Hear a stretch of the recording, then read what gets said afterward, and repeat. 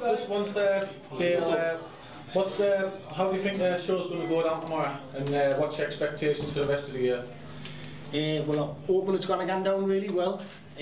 All the hard work's done now. Well, saying that, a few fighters left to wear in. As for the rest of the year, I just wanted to keep going from strength to strength. So next show, it's official, we move to Drayton Meadows June the 16th.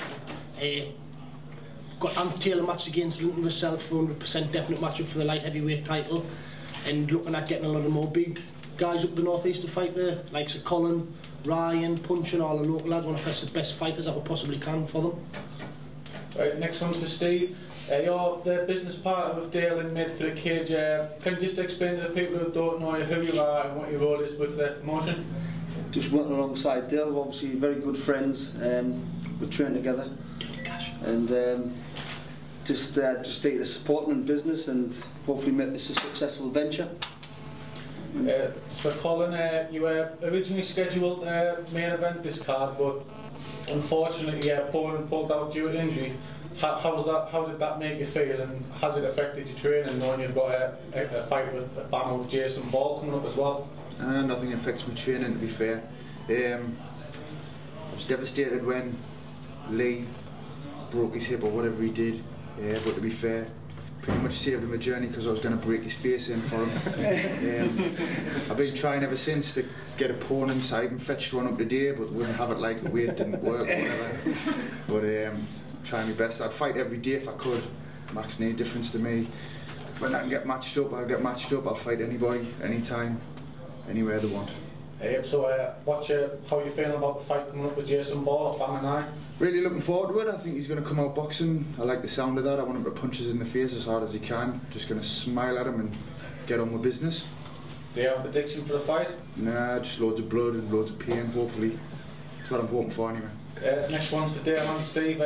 What's your predictions for tomorrow night's event, like for entertainment for the crowd, and which fight you're looking forward to the most?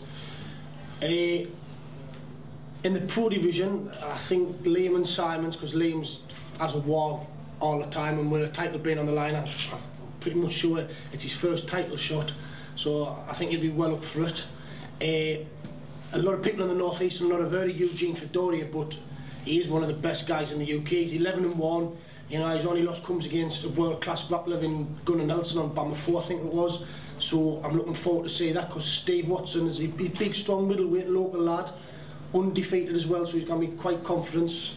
And in the semi-pro, I was looking forward to Anas and Jamie Jones. Anas just a violent man at the minute. He's just wanting to kill somebody, so I'm hoping my insurance holds up. I'm going to agree with Dale here. Eugene's fight, I'm looking forward to that in the pro, but I'm going to be biased, and obviously in the semi-pro I'm going to be looking forward to Davey Boom Boom and Anas. I'm looking forward to them too. And as for entertainment, well, it'll speak for itself, as all shows have. It's going to continue to grow, and like you say, we're going to put on, it's not just about the fight, it's everything around it. We're looking forward to all the fans enjoying themselves. As well as the Made for the Kid promotion, you have also moved into the management market. Just tell us how excited are you at the fighters, what you have on your books, and what potential do you think you could go on to? Well, first lad I got was, who put his faith in us, was Colin. Hopefully paid him a bit back with that, but if you look at the fighters that's out there in the northeast, that's give us a bit of a chance. Speak for the cell, the like of Colin, Liam, Ryan, Andrew Punchin, Anth Taylor. They're just all top lads, so it makes my job a bit more easy, to be truthful, because obviously if you've got guys who's got 6-0, 10-4, 7-1s, 5-0 records, then they're knocking on the doors. And I believe the northeast has always been a hotbed for MMA. If you look at your Ian Freemans, your Ross Pearsons and people like that, and then you've got the next generation coming through, and by the end of the year I expect to see the likes of Colin, Anth Punching that, knocking on the title doors of Bama, and not far away from hopefully getting on the UFC when they come back here.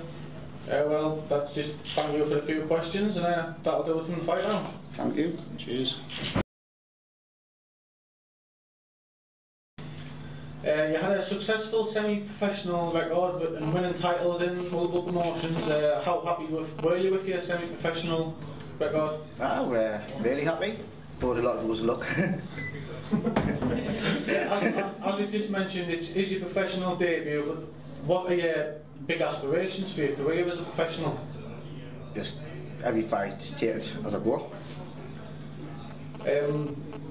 Yeah, train out a NFA fight team. How good do you rate your team, and what type of people do you train with, which is going to help you as a professional? Yeah, I've got a great team. Got a great team, lots of good sparring, and I'm just bringing up small people in to train us. Thank you, and that will do us from the fight. Cheers.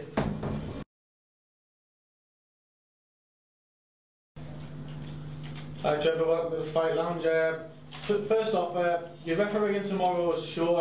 How many times have you refereed Made for the Cage in the past? I've refereed Made for the Cage since day one. Dale approached us and asked us to work on his show because you know, he thinks I've got a good base in the refereeing game. I've been doing it a long time. I have a good understanding, good knowledge of MMA, the rules. And I've refereed shows all over the UK, you know, the length and breadth of the country. So it really, I would like to think it was experience that Dale approached us for. As you mentioned there, you've refereed shows all over the country. How does Made for the Cage compare to some of the shows that you've refereed on? Listen, without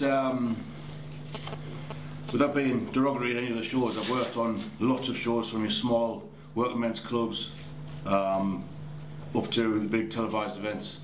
I think Made for the Cage is it's one of the best ones out there. It's the good thing about the promoters, Dale and Steve, they're willing to listen to my input rather than I turn up the show and the promoter say, well, we're doing this way, it's okay, the rules, whatever rules you want. They will listen, and you know, this show is using the Nevada State Unified Rules of MMA. They're taking my advice on it. They're being very professional. Nothing's left a chance. Overall, what is your ultimate goal as a referee in the sport of mixed martial arts? As opposed to a fighter who might want to progress through big shows, and you know, the ultimate, I think, destination for most fighters would be the UFC or Strikeforce, something like that. Rather than that sort of goal I would have as a referee, and it's more my aspirations of helping the sport develop and grow in the UK, which, working with promotions like Made for the Cage, the sport is definitely taking off. It's definitely going in the right direction.